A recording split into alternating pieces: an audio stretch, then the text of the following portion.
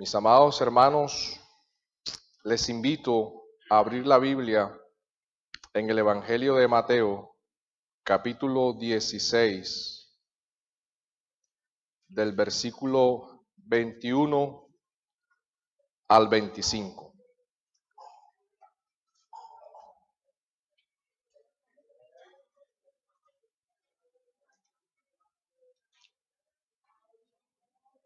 Evangelio de Mateo, capítulo 16, versículo 21 al 25. Hoy vamos a estar hablando de lo que hizo Jesús por nosotros y lo que pide Él de nosotros. Y la Biblia dice de la siguiente manera: desde entonces comenzó Jesús a declarar a sus discípulos que le era necesario ir a Jerusalén y padecer mucho de los ancianos, de los principales sacerdotes y de los escribas, y ser muerto y resucitar al tercer día. Entonces Pedro, tomándole aparte, comenzó a reconvenirle diciendo: Señor, ten compasión de ti, en ninguna manera esto te acontezca. Pero él, volviéndose, dijo a Pedro: Quítate delante de mí, Satanás. Me eres tropiezo, porque no pones la mirada en las cosas de Dios, sino en las de los hombres. Entonces Jesús dijo a sus discípulos: Si alguno quiere venir en pos de mí, niéguese a sí mismo y tome su cruz y sígame. Porque todo el que quiera salvar su vida, la perderá. Y todo el que pierda su vida por causa de mí, la hallará. Podemos sentarnos, hermano. En la historia quedó registrado el nombre de un pre-reformador llamado Pedro Baldo. Pedro Baldo era un comerciante rico, adinerado, de Lyon, Francia. Y este hombre rico y adinerado cuenta la historia, vio morir a un gran amigo de él de una forma repentina.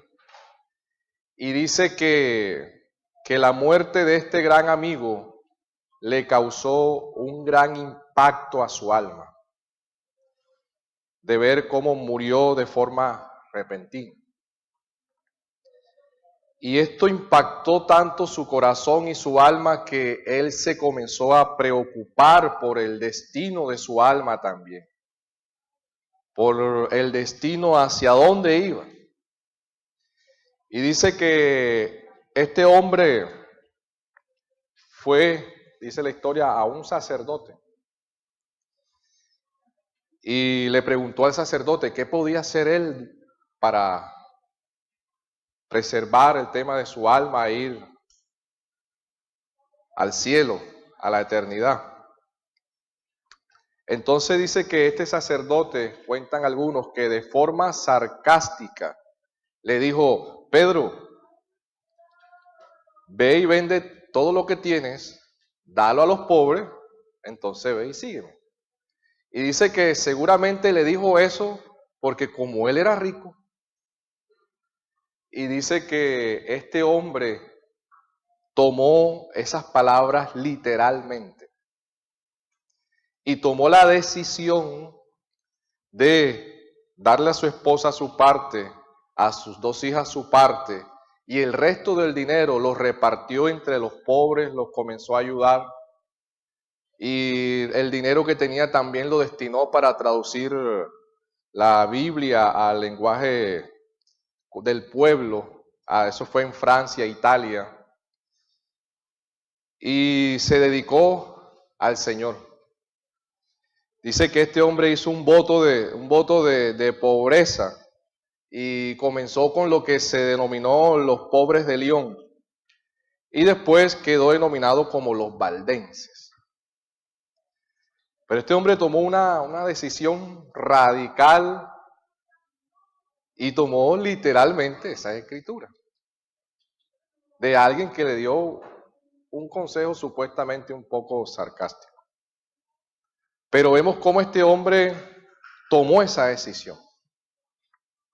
Tampoco hay que apelar al estoicismo. El estoicismo es alcanzar la felicidad y la sabiduría prescindiendo de bienes materiales sobre esta tierra.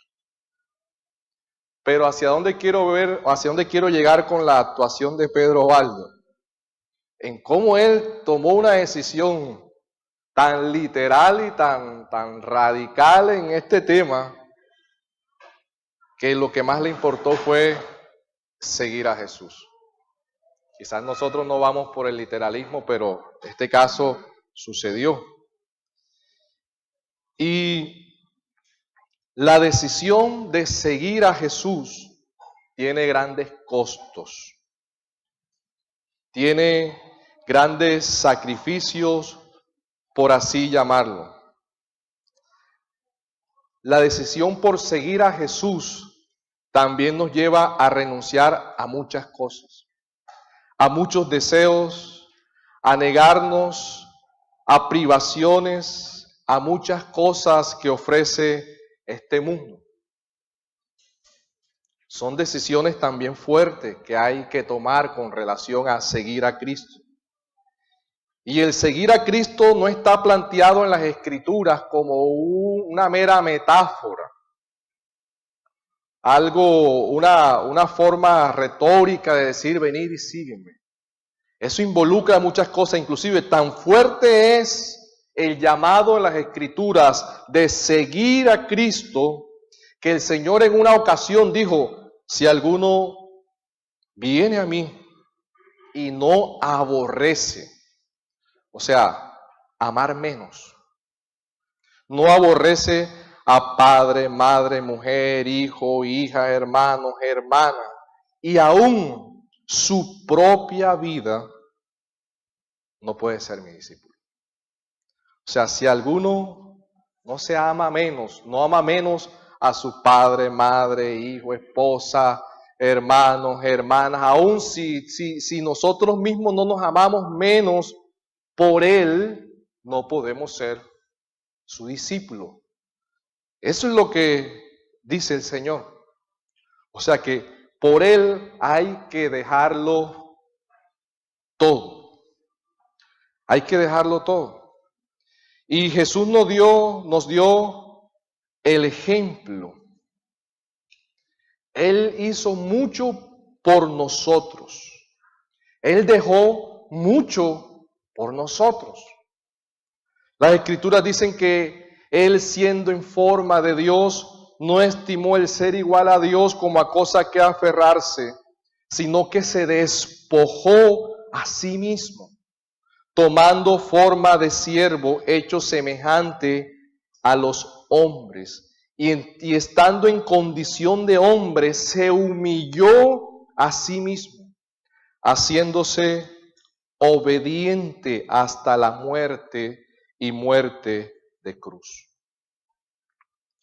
El camino a la cruz fue una vía dolorosa, una vía de humillación, de burla, de vergüenza pública, de muerte. Y eso era lo que Jesús iba a hacer hacia Jerusalén. El versículo 21, él dice que le era necesario ir a Jerusalén. Le era necesario, o sea, le era obligación. No podía tomar otro atajo. Tenía que cumplirse que él fuera hacia Jerusalén. Él estaba ¿con quién? Con sus discípulos. Y él le dice: ¿saben qué, discípulos? Me es necesario ir a Jerusalén. ¿Y qué le iba a pasar en Jerusalén? Dice que iba a padecer mucho. Él primero coloca los padecimientos, pero coloca los padecimientos de una forma tal que no iban a ser unos padecimientos comunes y silvestres. Él dice, voy a padecer mucho en Jerusalén. Y después que yo padezca mucho, voy a ser muerto, ejecutado. ¿Por quién? Por los ancianos, los principales sacerdotes y los escribas. Pero resucitaré. Y uno comienza a ver que el Señor menciona Jerusalén, la ciudad capital de Judea, donde estaba el templo, donde se realizaban las actividades religiosas de los judíos, donde se realizaban los sacrificios, la ciudad donde se llevaban a cabo todos los eventos de la religión judía. ¿Y quiénes iban a hacer padecer al Señor? Los ancianos, que eran los que prácticamente manejaban todos los casos con relación a la parte civil y juzgaban todos esos temas, aún estaban en la sinagoga.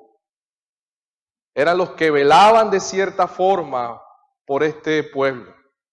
Los principales sacerdotes, los religiosos, los que llevaban a cabo todas las prácticas del judaísmo, de la ley, los que velaban por la condición religiosa y espiritual del pueblo, y los escribas, aquellos que fueron llamados intérpretes de la ley. Y lo que es más curioso es que Jesús dice, voy a padecer en manos de ellos. O sea, lo que Jesús está diciendo es que en Jerusalén, la capital, la que escogió David, donde está el centro de las actividades religiosas, donde se ha hablado de mí, de mi venida, donde el Mesías iba a ser aclamado y cogido y el pueblo lo iba a proteger, lo iba a cuidar, lo iba a respaldar, lo iba a seguir. La ciudad donde él más seguro tenía que estar era donde más inseguro iba a estar. Algo totalmente ilógico con relación a Jesús siendo el Hijo de Dios y siendo el Mesías tan anhelado y deseado.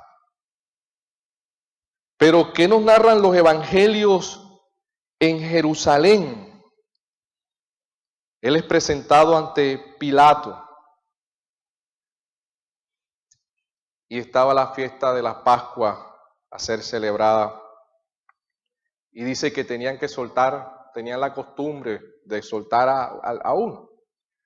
Estaba Barrabás y le preguntan al pueblo, ¿a quién quieren que suelte? ¿A Barrabás, que tenía una mala reputación, o a Jesús? Suéltenos a Barrabás, suéltenos a Barrabás. Y dice que Pilato les dijo, ¿qué pues haré de Jesús llamado el Cristo?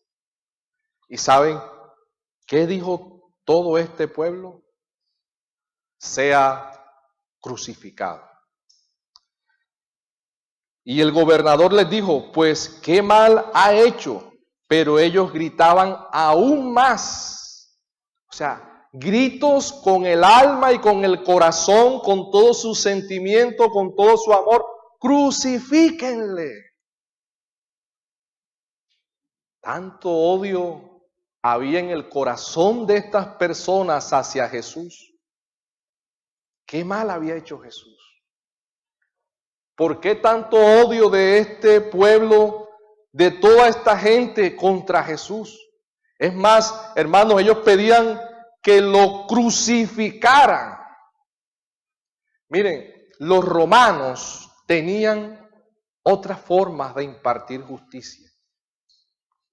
Podían apedrearlo, podrían decapitarlo. Pero ellos pedían era la crucifixión, el peor de los métodos en ese momento.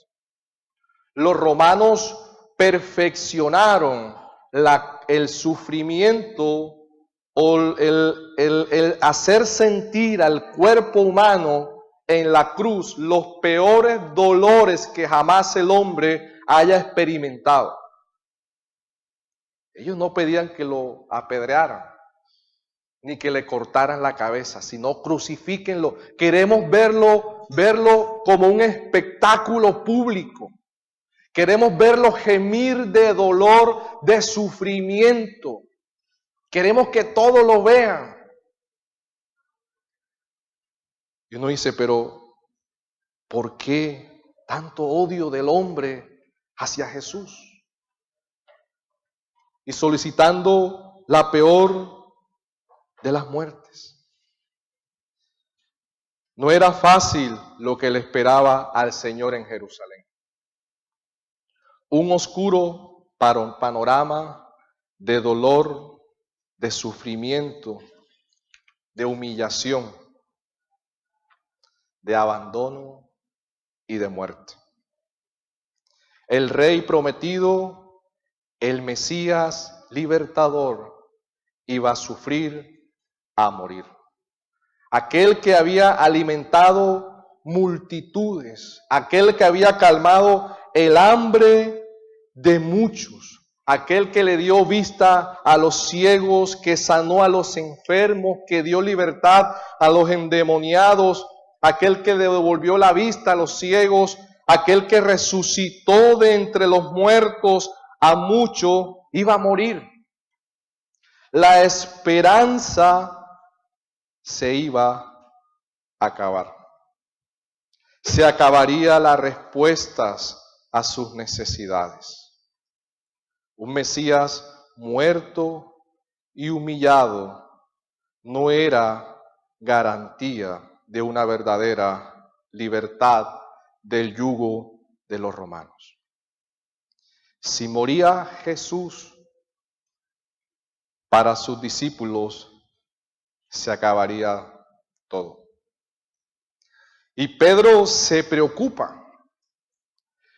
Pedro se preocupa por todo lo que Jesús ha dicho con relación a lo que él va a padecer, a lo que a él le va a suceder, lo que le iba a pasar.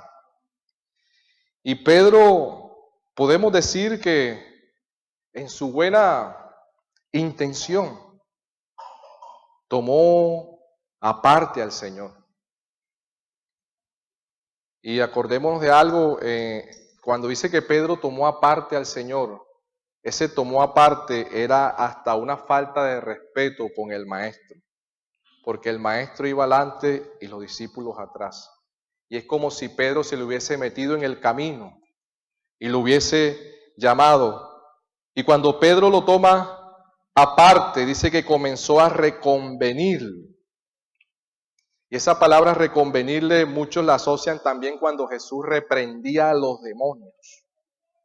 O sea, tan fuerte fue la forma en que Pedro reconviene al Señor.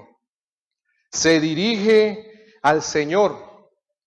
Y Pedro, haber escuchado lo que Jesús había dicho que iba a pasar, él dice, Señor, pero ten compasión de ti, ¿cómo te va a pasar esto? Es como si Pedro estuviera diciendo literalmente que Dios tenga misericordia de ti. En ninguna manera esto te acontezca, Señor. Pedro, en sus buenas intenciones, estaba pidiendo algo que nos condenaría a todos. Él no entendía hasta ese momento el plan de redención. Señor, no es necesario que sufras mucho. No es necesario que mueras. Puede haber otro camino, una vía menos dolorosa. Miren, Pedro estaba pensando como hombre. Pedro estaba pensando como un mortal. Mis hermanos, usted quizás no se habrá hecho la pregunta de que por qué Dios no buscó otro camino para salvar al hombre en vez de Cristo morir en una cruz. ¿Por qué la cruz? ¿Por qué la vía dolorosa? La cruz era señal de sufrimiento, de muerte, de humillación. La peor forma de morir de todos los tiempos. Solo con mencionar la cruz causaba miedo en este contexto. Morir en la cruz era lo más espantoso que había en ese entonces. Los que morían en la cruz eran los esclavos y criminales. Era la pena capital que más le temían las personas, donde se experimentaban los peores dolores físicos. En esa clase de muerte no había ningún descanso hasta el cuerpo humano, solo la muerte podía liberarlo de ese sufrimiento. Era lo más horrible que había. ¿Y sabes por qué la cruz para morir Jesús por nosotros? Ustedes que están aquí hemos oído hablar del infierno. Y el infierno es lo más horroroso que el hombre podrá vivir después que muera. Es lo que el Señor llama que una vez estén allí, los hombres crujirán sus dientes, se lamentarán. El rico, en la parábola que menciona con relación que estaba en llamas siendo atormentado, le dice: Padre Abraham, dile a Lázaro que moje su dedo y deje caer una gotica de agua en mi lengua porque estoy siendo atormentado en estas llamas. El infierno es lo más espantoso que hay con relación al condenado, en donde no habrá necio ni ateo ni nadie que niegue a Dios, donde la misma ira de Dios estará atormentando a los hombres. Es lo más horrible que el ser humano experimentará una vez que parta de este mundo sin Cristo en su alma. Es lo peor que podrá vivir el ser humano, donde no hay descanso ni de día ni de noche. Y es por los siglos de los siglos. No habrá ningún momento donde se dejará de sufrir. Hermano, piense que el infierno es todos los días, no es una eternidad, es la eternidad misma. ¿Se ha puesto a meditar en eso? No es un tiempo, no es un momento. Es el peor castigo que recibirán los hombres. Y la cruz en ese momento era el peor castigo, pero el peor castigo visible que jamás y nunca habían experimentado o estaban experimentando los hombres en ese momento. Era lo más visible que había. Y para los judíos, la cruz era lo peor que había. Miren, Deuteronomio, capítulo 21, versículo 22 al 23, dice: entonces todos los hombres de su ciudad lo apedrearán y morirá. Así quitará el mal de en medio de ti y todo Israel oirá y temerá. Ese es el 21, el 22. Si alguno hubiere cometido algún crimen digno de muerte y lo hiciereis morir y lo hiciereis morir y lo colgaréis en un madero, no dejaréis que su cuerpo pase la noche sobre el madero, sin falta lo enterrarás el mismo día, porque maldito por Dios es el colgado.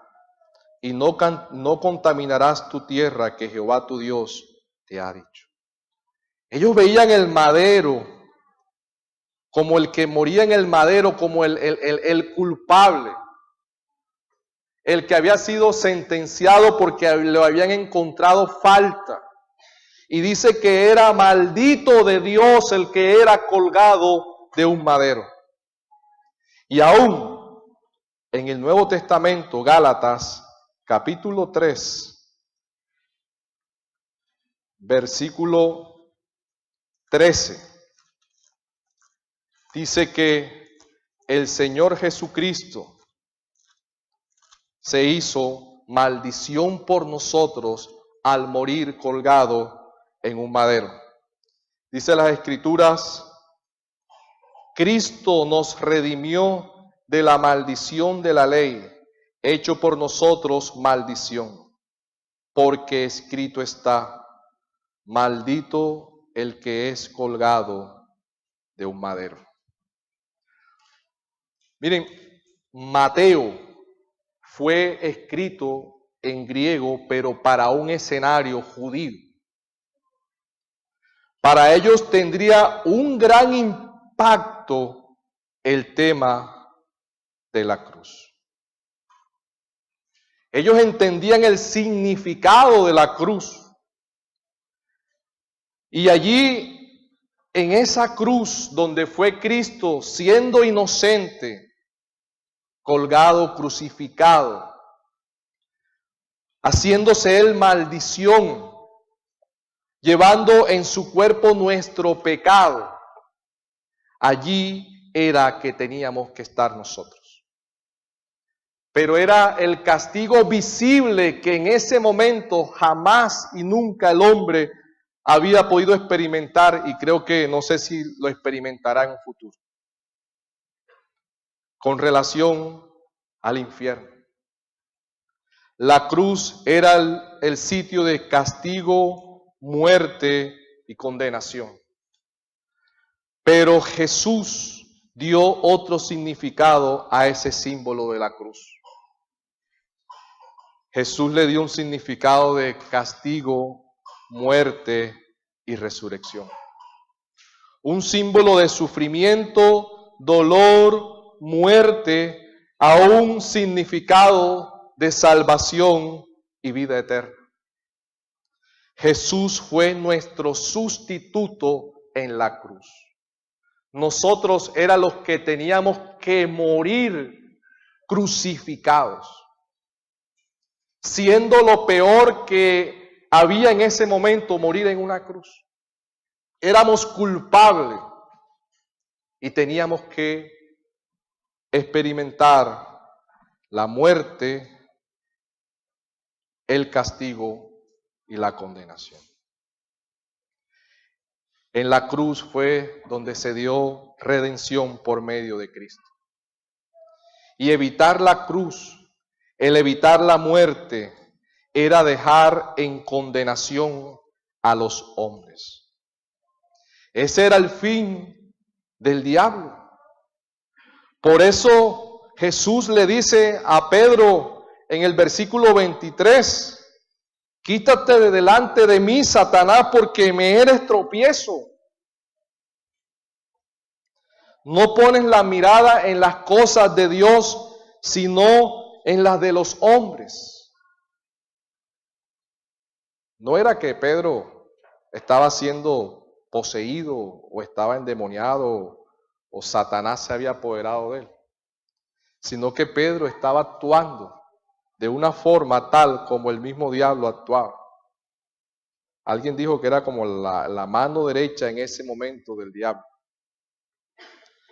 Y el Señor le dice, no pones la mirada en las cosas de Dios. Y uno hace una pregunta, ¿cuál era una de las cosas de Dios en camino a Jerusalén?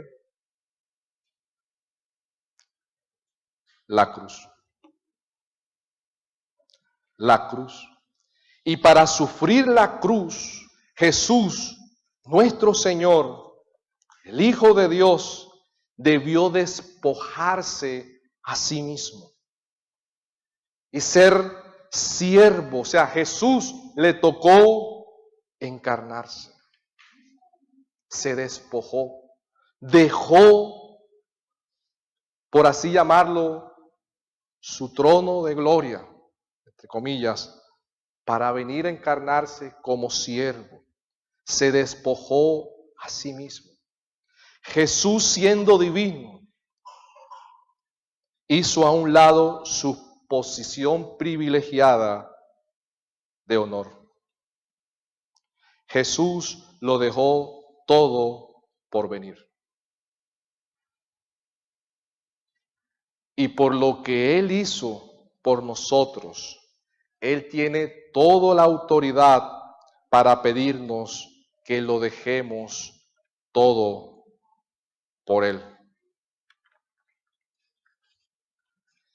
¿Y qué es lo que pide Él de nosotros? Él habiéndonos dejado ejemplo de todo lo que hizo. El versículo 24 y 25 dice que Él llamando a sus discípulos, y Marcos no solamente muestra a los discípulos, Marcos también dice que había una multitud. Cualquiera que lee estas palabras que está diciendo Jesús, no puede decir, no, es que ese llamado solamente es para los discípulos. En este caso es para los apóstoles, pero Marcos dice que llamando a los discípulos y a la multitud que estaba allí. Es un llamado que es general para todos, para que no haya excusa de que solamente es ese llamado para ministerios especiales y espectaculares. No es para todo, para ti y para mí. ¿Y qué es lo que pide Jesús de aquellos que quieren ir en pos de Él? Jesús le dice a sus discípulos y a las multitudes, si alguno quiere venir en pos de mí,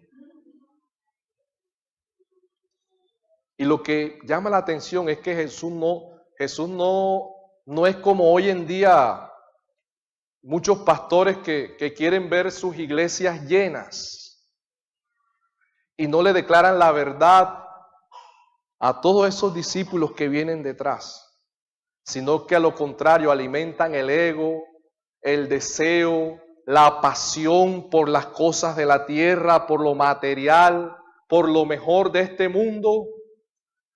Pero a Jesús no le interesaba tanto que lo siguieran las multitudes y el gentío, porque uno como pastor es feliz viendo toda la gente.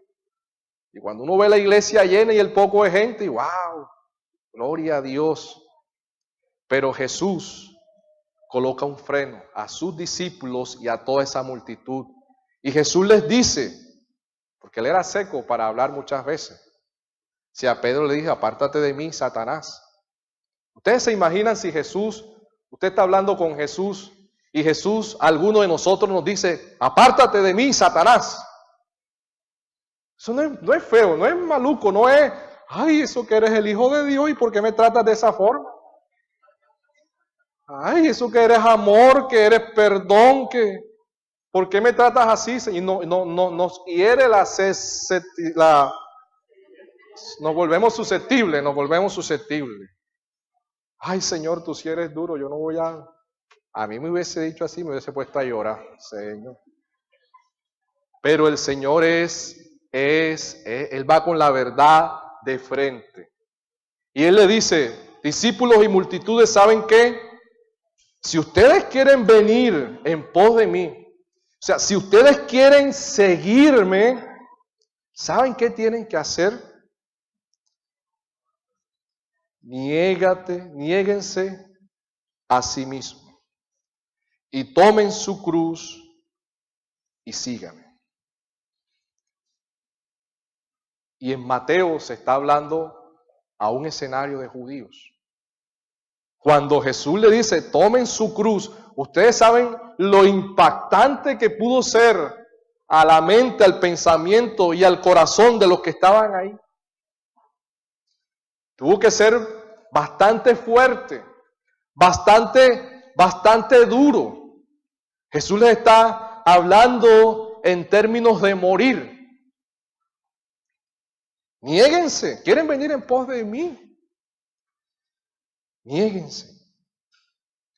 Tomen el camino de la negación de muchas cosas al morir al yo. Y la condición es que para poder tomar la cruz hay que negarse primero, para posteriormente seguir.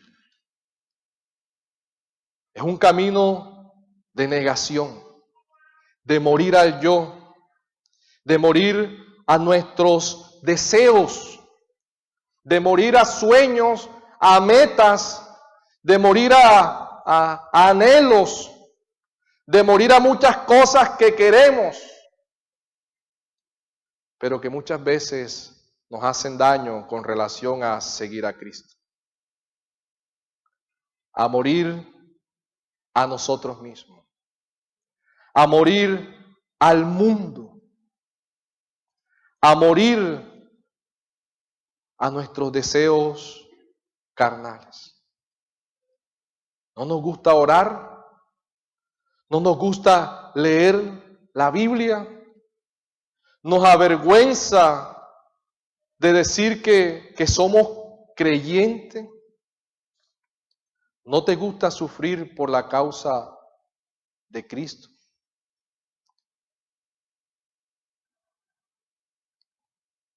No puedes ir en pos del Señor. No puedes ser discípulo de Cristo. ¿Tú quieres ser un cristiano? Tienes que negarte a ti mismo. Tienes que morir. Tienes que llevar la cruz visible. La cruz de Cristo no era invisible. Todos vieron que Cristo cargó la cruz. Esa cruz que nosotros llevamos no la podemos ocultar. Y no estamos hablando de ir a morir como Cristo murió por la redención de nosotros. Es más, muchos de los apóstoles y muchas personas posterior a estos eventos murieron también crucificados. Jesús está diciendo, muere. ¿Están tus deseos por encima de Cristo? No puedes ser su discípulo. Está primero tu sueño, que el tener comunión con tu Señor, no puedes ser su discípulo. Está primero muchas cosas antes que leer su palabra y dedicar tiempo a ella, no puedes ser su discípulo. Estás ocupado o estamos ocupados en muchas cosas y no predicamos de Cristo y lo compartimos, no puede ser su discípulo.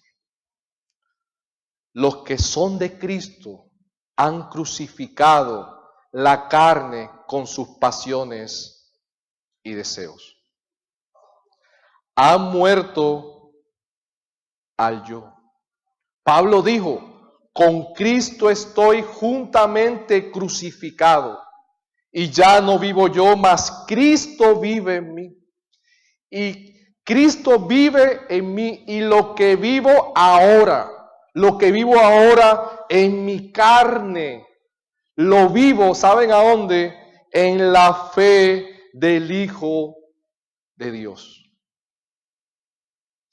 Y ciertamente aún estimo todas las cosas como pérdida.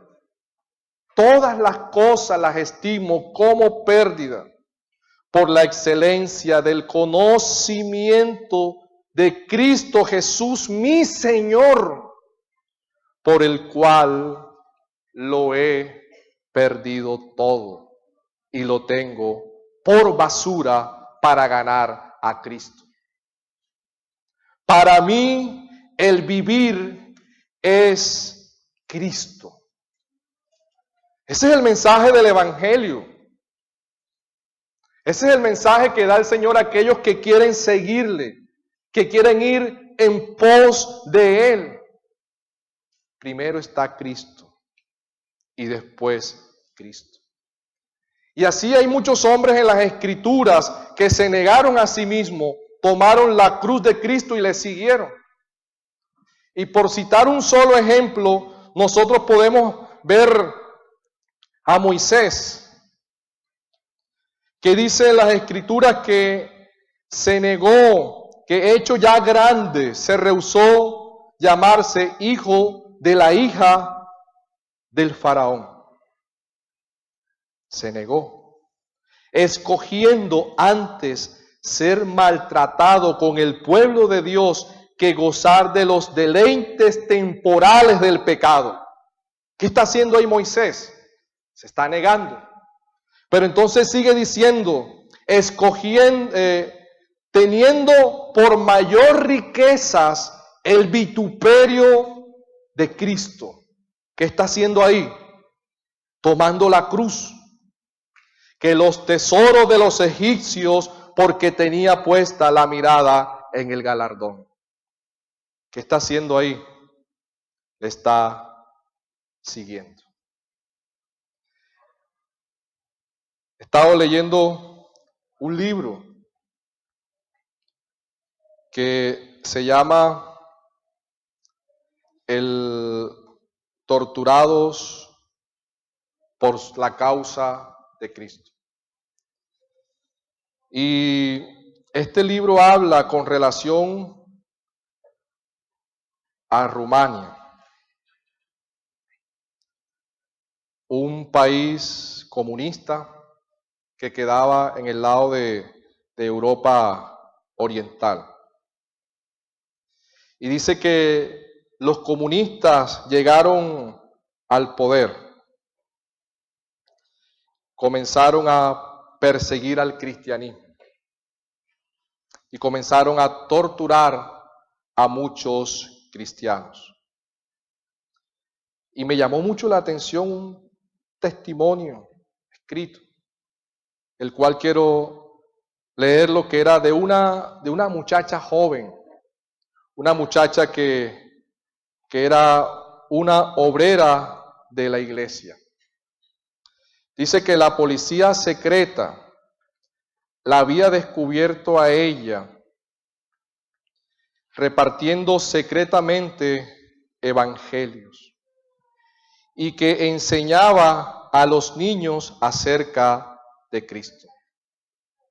Y dice que decidieron arrestarla.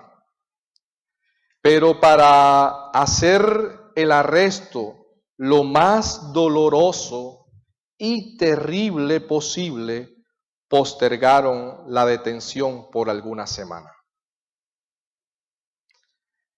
a la espera del mismo día que contrajese esta mujer matrimonio. En el día de su boda ya se había puesto el traje nupcial, y para cualquier mujer ese día es el día más maravilloso y más alegre de su vida. Y cuenta que repentinamente se abrió la puerta de su casa. precipitándose al interior la policía secreta que tenía el comunismo. La novia, al verlos, extendió sus brazos para ser esposada. Las esposas les fueron colocadas rudamente en sus muñecas. Y mirando a su amado, besó las cadenas, exclamando: agradezco a mi novio celestial por estas joyas que me obsequió en el día de mi boda. Le agradezco que me haya considerado digna de sufrir por él. Fue sacada de allí en medio del llanto de su novio. Todos sabían perfectamente la suerte que le esperaba a esta joven cristiana en manos de los comunistas. Después de 5 años fue puesta en libertad, destruida y físicamente arruinada. Aparentaba tener 30 años más de los que tenía. Su novio la había esperado. Ella se limitó a decir que era lo menos que podía haber hecho por su Cristo. Por su Cristo. Estuvo dispuesta a negarse, a tomar la cruz y a seguir a Jesús. Esta joven estuvo dispuesta con perder su vida para ganar a Cristo. Y eso es lo que el Señor nos da en el versículo 25. Una paradoja tan grande, porque Él dice, porque todo el que quiera salvar su vida, la perderá. Y todo el que pierda su vida por causa de mí, la hallará. ¿Quieres salvar tu vida? Tienes que morir para que Cristo sea viviendo en ti. Tenemos que venir a Jesús cada día. Los que seguimos a Cristo hemos crucificado nuestras pasiones y deseos. ¿Y sabes cómo es la forma de ganar nuestra vida? Negándonos, tomando la cruz de Cristo y siguiéndole. Una invitación, amados hermanos, en esta mañana a reflexionar. Quizás estamos en un contexto donde no se nos exige mayor compromiso con relación a Cristo. Donde vamos y venimos y la vida pasa, va y viene. Pero hay países donde el Evangelio o donde los cristianos son perseguidos. Y uno mira esos testimonios que lo impactan bastante a uno. Y uno dice, Señor, perdóname porque definitivamente con relación a padecer por tu obra, no lo estoy haciendo. Y no estoy acudiendo a un sufrimiento de exponer nuestro cuerpo, de ser martirizado. Hermanos, sino de despertar hacia el compromiso como creyentes y el compromiso que tenemos como cristianos aún de anunciar a Cristo y de seguir a Cristo. Les invito a colocarnos sobre nuestros pies